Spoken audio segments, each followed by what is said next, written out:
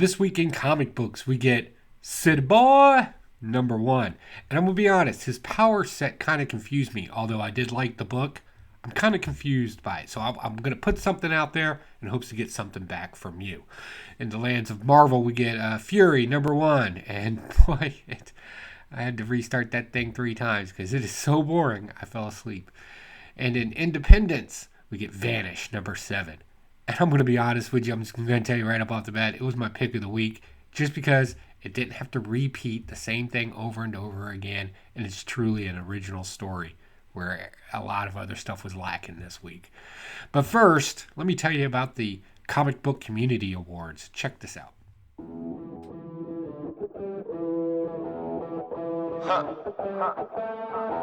Welcome to Forever, man. Let's go. Come on. This forever. No surrender. All right, so definitely go on over to the comicbookcommunityawards.org and give your favorite YouTubers out there some light, right? Let them know that these people are out there. Definitely. Not me. I'm your dirty little secret. Especially after this comic book review, because I know I made it sound kind of positive in the beginning, but we're going to be dogging out some books this week. We got old Pocans back. So first we're going to start off with City Boy #1. That's right. So this came out. I'm not going to talk trash about this one because I actually like this, right? I like this. There's just like some loopholes into the character's abilities that I don't quite understand. So you'll remember in our first appearance of City Boy during the whole Lazarus Planet, kind of where they were kind of first introducing these characters as a preview, he's in Gotham and he can use his powers there, and it wasn't really explained to us how his powers work. So basically what happens is he kind of sees things and it looks like an x-ray, but the thing he's looking for is kind of highlighted. But we find out in his origin story, that this is all because of some scientific plus some woo-woo stuff, right? There's some mysticism involved. So basically what he has in him, in his city, which wasn't Gotham, he gets the powers because the essence, right, of the city chose him during this little evil, mad genius scientific thing to extract the consciousness of a city and put it in some people, but it chose City boy. right. Okay. I don't like that. Couldn't we just use a ghost or something? And here's why, right? Real quick. And I know I'm already going to get my first thumbs down on this one. Cities, towns, counties, right? People want to add more meaning to them than they actually are. They're just economic structures at the end of the day. I know somebody's going to be like, but the culture, the food, the people, the economic standards, the rough goodiness, all the feelings that you want to throw into it at the end of the day. No, cities, towns, and stuff like that are just convenient so you can go to work, get back from work, and pay taxes. That's really all they are. Your culture and things along those lines. Yes, there is meaning for that, but to sit there and say that that's part of which is just a truly just over glorified set of numbers, meaning a zip code. I don't. Yeah, I'm not buying that. Like, as weird as that is. But anyway, so he gets the essence of the city, the consciousness of it, if you will. And what's crazy about it is that it's that city, right? So if there's consciousness, there's the assumption that every city has its own. Kind of like trees in a forest are all connected, but each tree's an individual as well. So, but he's able to use it in Gotham. And I was thinking, but that's not his city. That's not the consciousness of it. So does it work like that? And also this thing, right? Like, how does the city knows he's looking for this thing? So it lights it up in this kind of X-ray vision type of thing is what I'm guessing. Now, look, I'm not beating up on it. Some powers just don't make sense, like a man shooting lasers through a visor or his eyes, right? Like, I get it, right? Or a Cajun that can use kinetic energy to light up cards and make them explode, right? I'm not saying that it should be explained to a point, but like, is this something that just exists outright, kind of like a fungi over the cities? Because that would make more sense, right? Give me some sort of way to relate to this in some way, shape, or form. I don't know. That's 3 minutes on a. City boy, city boy. Let's move on to the next comic. All right, next, Doom Patrol. So this is circling the drain. You should know that. This is going to go in a very weird direction. So our team, Doom Patrol, has to save another person. So they save this person. You don't actually get to see them save the person. They're too busy running away from the Green Lantern Corps, who are the space police in this one. And the person they saved is somebody that has one of those starfish stuck to their face. And because he has something with his genetics and there was a great mutation that happened, he's not a Starro, nor is he himself. He's this new thing. And this was the whole where the Green Lanterns are just judging him by his appearance, even though they've had horrendous experiences with Starro, mind control, the whole 9 things, right? So, right, if they would just understand, right, and see it the way that Doom Patrol sees it, I don't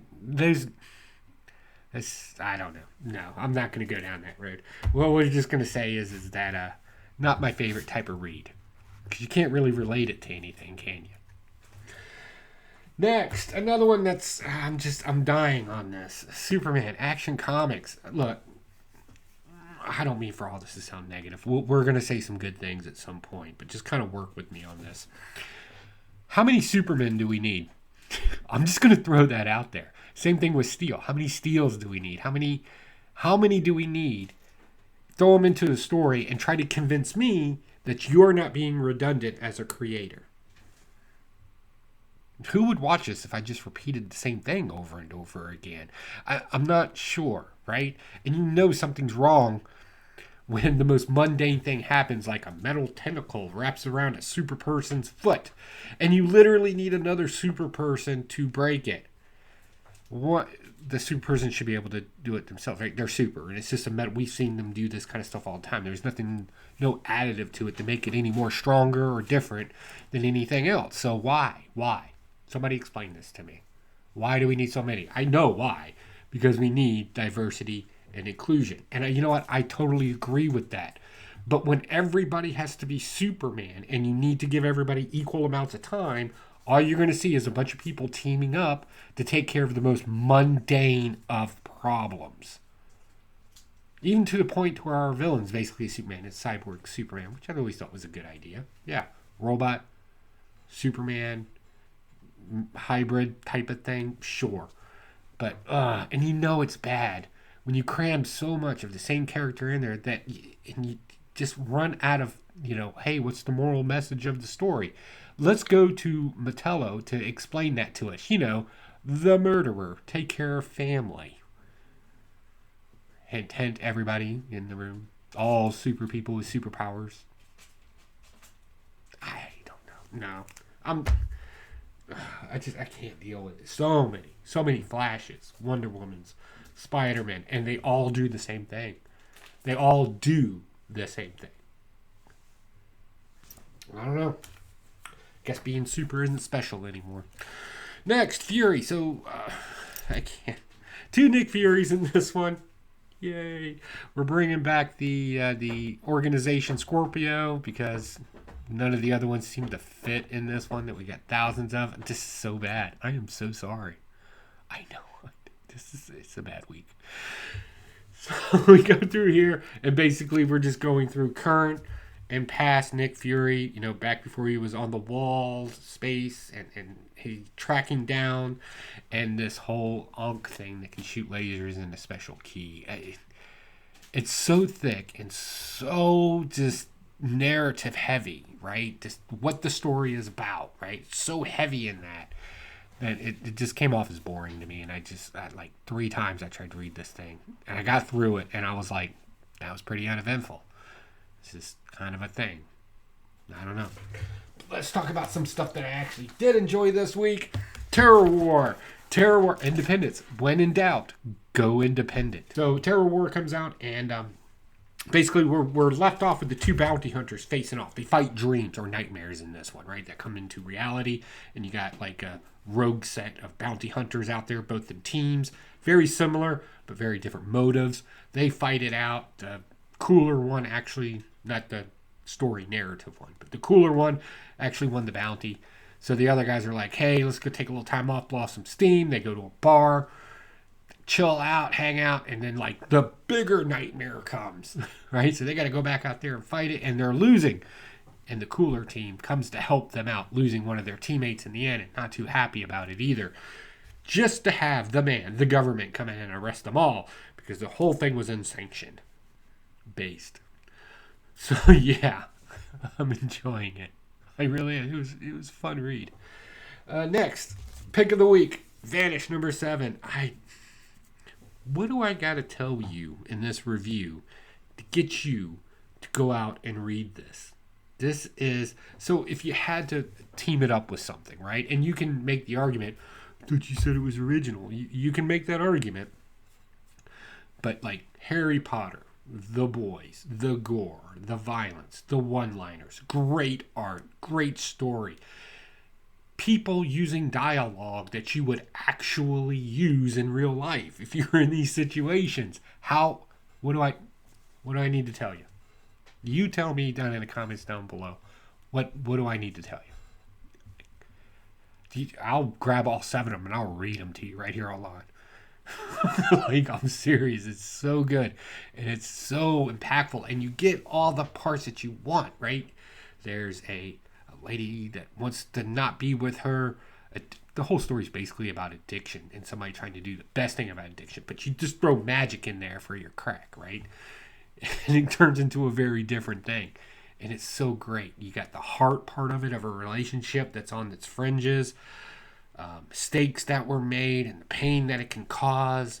It's beautifully done. And kudos. And it is probably the most original thing I read this week.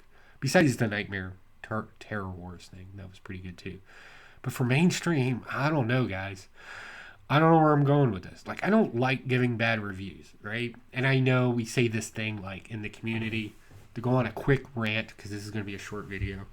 We're always like, we're all about positivity, positivity, positivity. Well, here's the problem.